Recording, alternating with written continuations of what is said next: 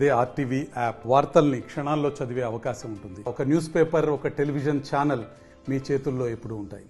కొత్తూరు మండల ప్రజలకు, 5 మండలాల నుంచి వచ్చిన నాయకులకు అందరికీ పేరు పేరున నమస్కారాలు తెలియజేసుకుంటూ, మనందర దేవుడు, మనందర ఆశాజ్యోతి, మన శ్రీకాకుళం జిల్లా పేరు ప్రతిష్టలో భారతదేశంలో వినిపించిన మన ఎంపీ రామ్మోహన్ నాయుడు గారికి మరియు గురు వృద్ధులు భీష్ముడైన పేరున్న బైరాయి నాయుడు గారికి, మా డాడీ గారికి, మరియు ఇక్కడ తులసిబాబు గారికి, ఇక్కడ ఉన్న నాయకులందరికీ పేరు పేరున నా నమస్కారాలు తెలియజేసుకుంటున్నాను. అలాగే మన కల్మట వెంకటరమణమూర్తి గారికి కూడా, ఆయన కొద్దిగా ఎండకు ఇదే ఇంటికి వెళ్ళున్నారు కదా, ఆయనకు కూడా నా యొక్క కృతజ్ఞతలు తెలియజేసుకుంటున్నాను. మిత్రులారా, మీకు ఒక విషయం తెలుసు, నేను ఒక మధ్యతరగతి కుటుంబం నుంచి వచ్చిన వ్యక్తిను. నాలాంటి వ్యక్తికి పార్టీలు ఎన్డీఏ కూటమి అభ్యర్థిగా శ్రీ నారా చంద్రబాబు నాయుడు గారు నాకు ఎన్డీఏ కూటమి అభ్యర్థిగా నాకు టికెట్ ఇవ్వడం జరిగింది సమానత్వంతో. మా నాన్న ఎమ్మెల్యే కారు, మా తాత ఎమ్మెల్యే కారు, ఒక సామాన్యమైన కుటుంబం నుంచి వచ్చిన వ్యక్తికి నాకు ఈ రోజు టికెట్ ఇచ్చారంటే, ఇక్కడున్న ప్రజలందరూ సర్వేల్లో, ఐవీఆర్ఎస్ లో నన్ను మీరు కోరడం వల్లే ఈ రోజు శ్రీ నారా చంద్రబాబు నాయుడు గారు, ఎంపీ రామ్మోహన్ నాయుడు గారు, అచ్చెన్నాయుడు గారు వీళ్ళందరూ నాకు ఈ రోజు టికెట్ ఇవ్వడం జరిగింది. ఇది నిజం.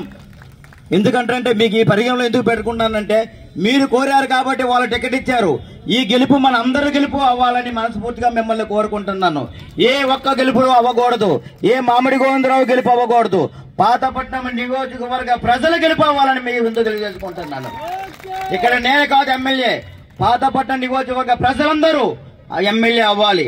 ఇక్కడ మనకి రాజకీయం అనేది రాజకీయంతో ఉండకూడదు.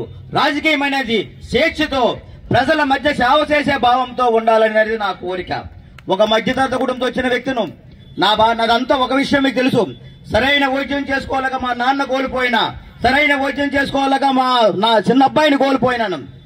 నేను ఒక పేద కుటుంబంతో వచ్చాను కాబట్టి, సేవా మార్గం ఎంచుకొని ప్రజల్లోకి వచ్చాను కాబట్టి, ప్రజలే నన్ను ఈ రోజు ఈ స్థాయికి తెచ్చారని మిమ్మల్ని అందరినీ చేతులెత్తి నమస్కారం పెడుతున్నాను. ప్రజలారా, ఒక్క మాట వినండి, మిమ్మల్ని చేతులెత్తి నమస్కారం పెడుతున్నా. ఒక్క అవకాశం నాకు ఇవ్వండి, 5 సంవత్సరాలు ఒక్క అవకాశం నాకు ఇవ్వండి.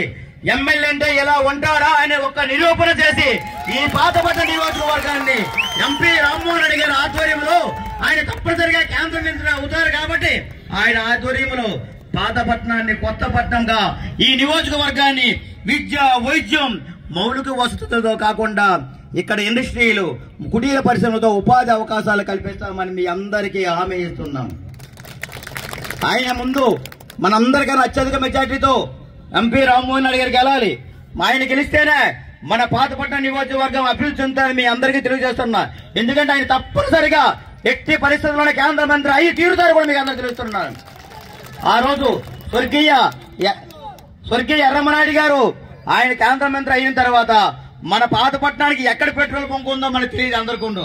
అలాంటిది ఆయన వచ్చిన తర్వాత శ్రీకాకుళం జిల్లా నుంచి, విశాఖపట్నం నుంచి పెట్రోల్ బంకులు మనకి ఈ రోజు అనేది తెలియజేశారు. పెట్రోల్ లేకపోతే చాలా మంది కార్లు తోసుకొని చాలా దూరం వెళ్లే రోజులు కూడా ఉన్నాయి మనకి అందరికి. అందుకోసమే అలాంటి మహానుభావుడు కడుపులో పుట్టిన ఆయన మన ఏరియా అమ్మగారు దొంగపేట గ్రామం మీకు అందరూ తెలిసిందే. మన ఏరియా తాతగారు కాబట్టి. మరిన్ని వీడియోస్ కోసం ఛానల్ ని సబ్స్క్రైబ్ చేయండి. లేటెస్ట్ అప్డేట్స్ కోసం వాట్సాప్ ఛానల్ ని ఫాలో చేయండి. అండ్ లింక్ డిస్క్రిప్షన్ లో ఉంది.